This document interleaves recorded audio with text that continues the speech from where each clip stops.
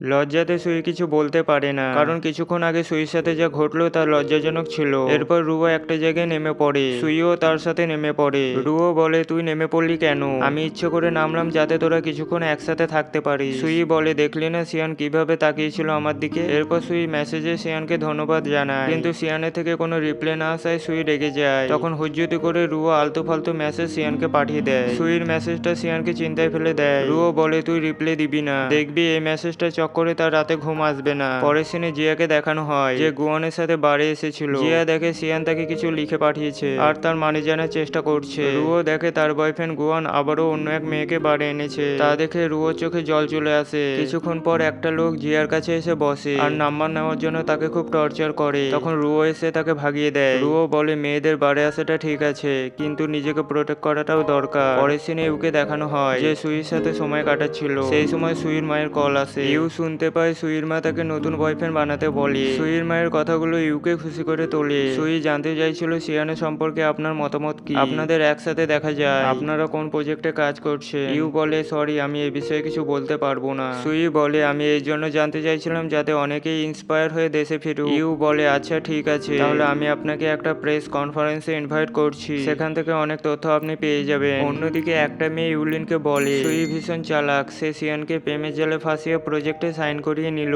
তার কথা শুনে ইউলিন সুইর ওপর অতিরিক্ত রেগে যায়। সুই জিয়াকে বলে, এই বেকার ফাইলগুলো ফেলে দেবে, আমি চিফ এডিটরের সাথে একবার কথা বলে আসি। জিয়া সেই ফাইলগুলো সেট করছিল, তখন একজন এসে বলে, আমিও ফাইলগুলো সেট করতে চাই। জিয়া বলে, ঠিক আছে, আমি তোমার কাজটা করে দিচ্ছি। ফিরে এসে সুই বলে, তুই কি আমার ইনভিটেশন দেখেছিস? ডেস্কে রাখা ছিল। এরপর সুইর মনে পড়ে সে ফাইলগুলো সেট করতে পাঠিয়েছিল। সুই দেখে তার ইনভিটেশন টুকরো হয়ে পড়ে আছে। তখন সুই দুঃখে ভেঙে পড়ে, কারণ সে অনেক কষ্ট করে এই ইনভিটেশন পেয়েছিল।